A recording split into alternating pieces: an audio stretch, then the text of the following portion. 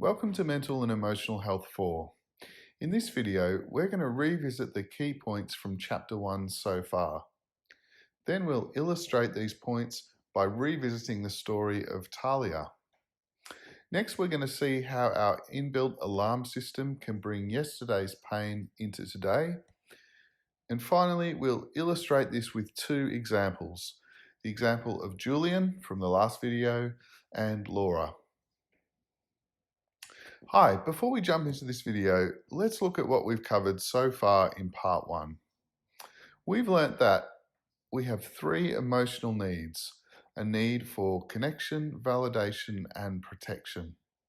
And that emotional pain is like an inbuilt alarm system which alerts us whenever these needs aren't met. For example, in the last video, we met Talia, a 5-year-old girl whose mum was failing to meet her needs because of a gambling addiction. As a result, Talia's pain alarm generated feelings of lonely sadness because Talia was missing out on connection in her most important relationship.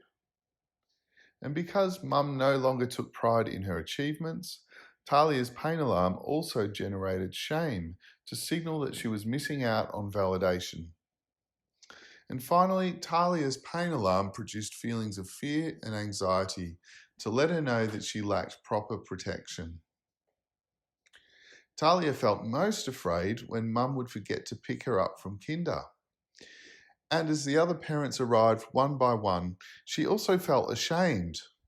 In Talia's 5-year-old brain, she reasoned, "Something must be wrong with me, otherwise mum would be here too."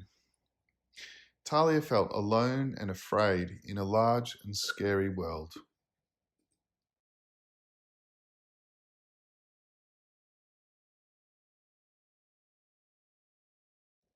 In this example, it's easy to see the link between Talia's pain alarm and her present day need. But sometimes our alarm goes off in the present to signal an unmet need from the past.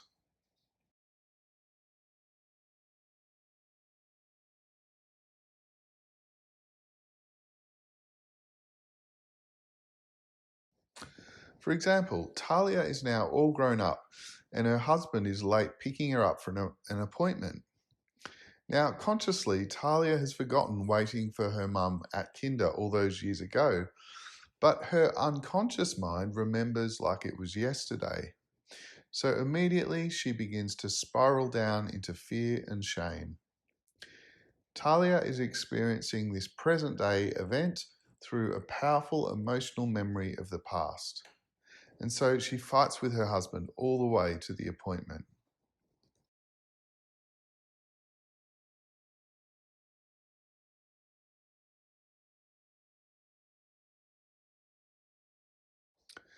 In the last video, we also met Julian, Talia's dad, who was often criticized growing up. Again, it's easy to see the link between Julian's feelings of shame and the lack of validation from his dad.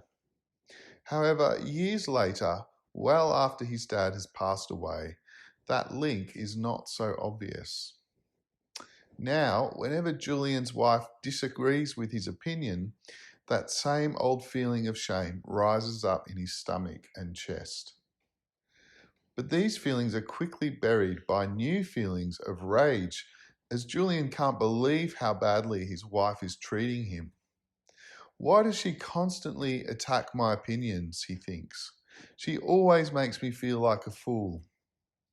But this feeling like a fool has nothing to do with Julian's wife. This feeling is Julian's pain alarm, which is trying to draw his attention in the present to a deep need for validation that wasn't met in the past.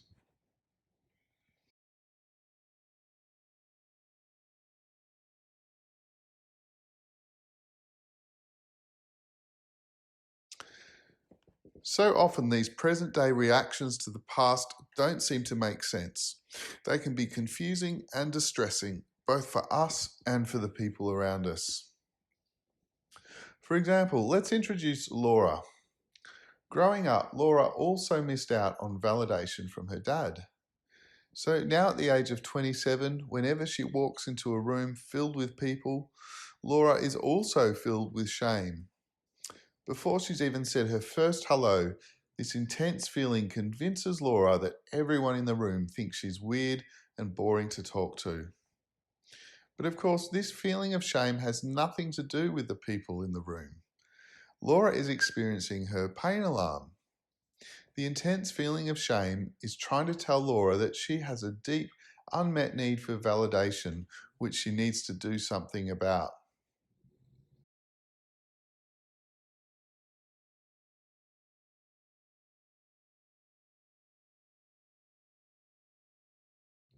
I love Dr. Les Greenberg's metaphor. He describes core pain, in other words, the pain alarm, as a warning light on the dash. It tells us that there's something under the hood which needs to be addressed. I wish I understood all of this years ago. If only I knew that my ongoing pain wasn't because something was wrong with me, that I wasn't anxious and depressed because of some bad gene. If only I knew that all that time my pain alarm was trying to tell me something important and that it was offering me an open door to healing and change. Key points.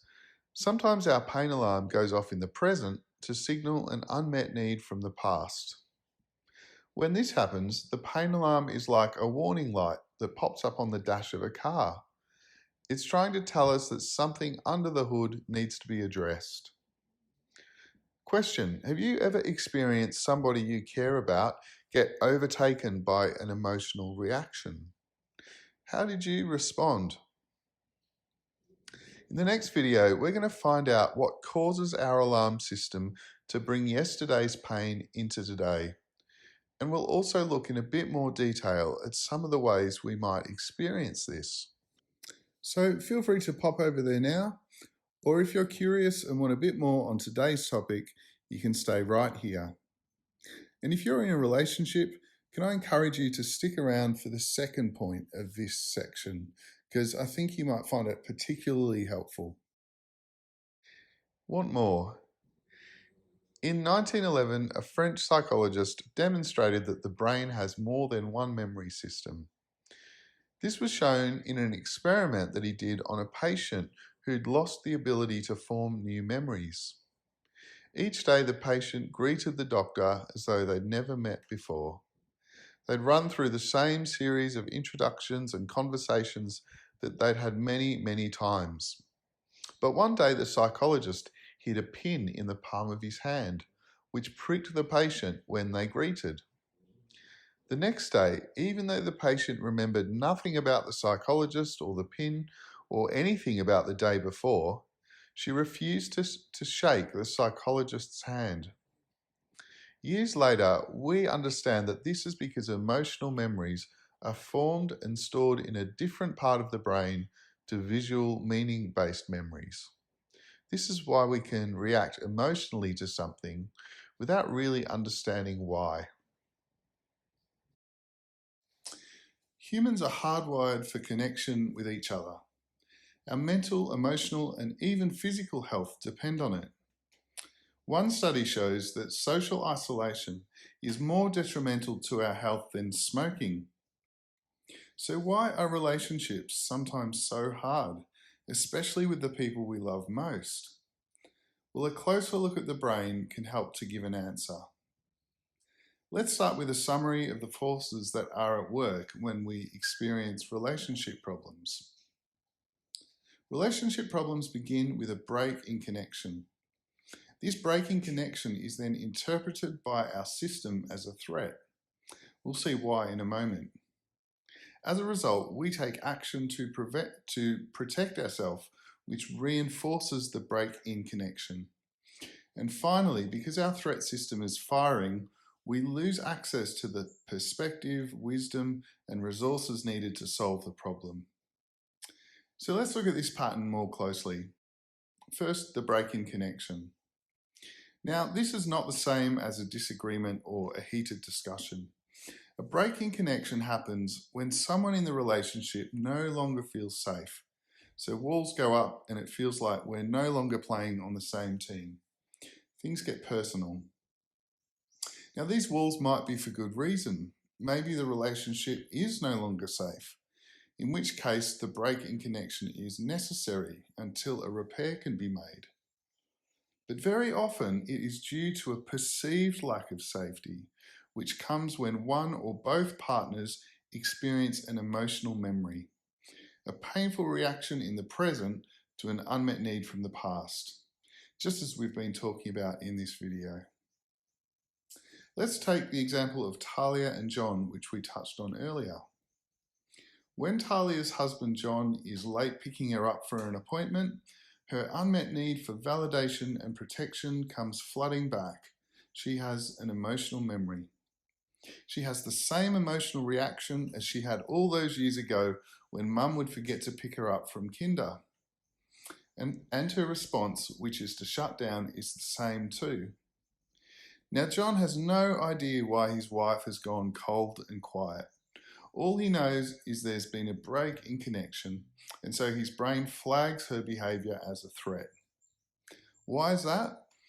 Well, like us all, John's system is hardwired for connection.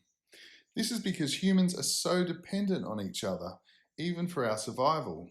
So any risk to John's most important relationship switches on his threat system. And the same is true for us. One study showed that neglected kids who are shunned or punished for showing affection will still look for a way to sidle up to adults indirectly. This is because the risk of losing connection with the adult is a far greater threat than the risk of punishment. So coming back to John, with his threat system on high alert, John automatically reacts in anger as an act of self-protection. He thinks to himself, what have I done to deserve this silent treatment? Talia is so unreasonable. She has no idea what kind of day I've had. Now Talia notices a stiffening in John's facial expression, which raises her threat level more, and so she disappears further into her shell, increasing the sense of disconnection. This pushes John's threat level up further, and he starts to raise his voice. Unfortunately, Talia and John are now on autopilot, running through the same old dynamic that's gradually tearing them apart. Because their needs are met most deeply in their relationship, a break in connection triggers serious alarm bells, leading to ongoing conflict as they try to protect themselves from the danger. But there's another issue. When we're hijacked by an emotional memory of the past, like Talia is, we lose the perspective and resources needed to solve the present day problem. For example, within her emotional memory, Talia just doesn't have the wisdom, the life experience, or the perspective to be able to work constructively with John to resolve the conflict. It's as though she reverts to a childlike state. Talia is still there in body, but internally she's been transported back to a time where she was alone and ashamed, while John is left in the present. What's more, when we're in a state of high stress, some of our body's functions which aren't needed for urgent action go offline.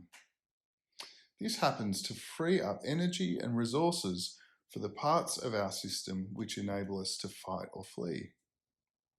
For example, functions which aren't needed to survive the immediate danger, like digestion, the sex drive, and even the part of the brain that we use for higher order thinking, make way for the parts of us that we depend on to take immediate action, like our heart, lungs, and our instinctive emotional brain. This is why it can be so hard to make good decisions when we're highly stressed and emotional, because our prefrontal cortex, our thinking brain, is temporarily offline, and our more primitive emotional brain is running the show. So no wonder it can be so hard to see straight and stick to the issue when we're in the heat of an argument. So in summary, emotional memories very often lead to a break in connection with the people we love.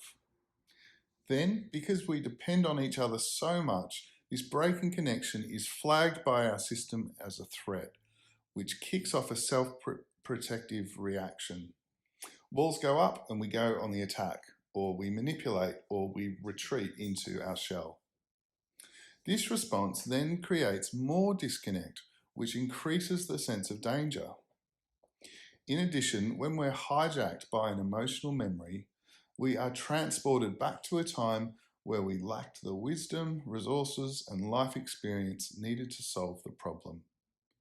Plus, when we're in a state of high stress, our rational problem-solving brain is further shut down to free up the resources needed to fight or flee the immediate threat.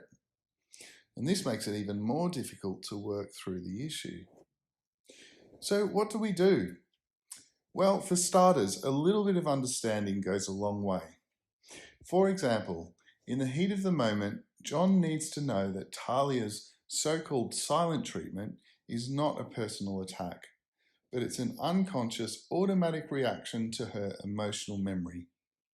For anybody who's interested, Talia's response may be a protective reaction known as feigned death. Feigned death is a primitive survival mechanism, like when a mouse plays dead in the jaws of a cat. But of course, playing dead has nothing to do with play. It's not even a conscious decision.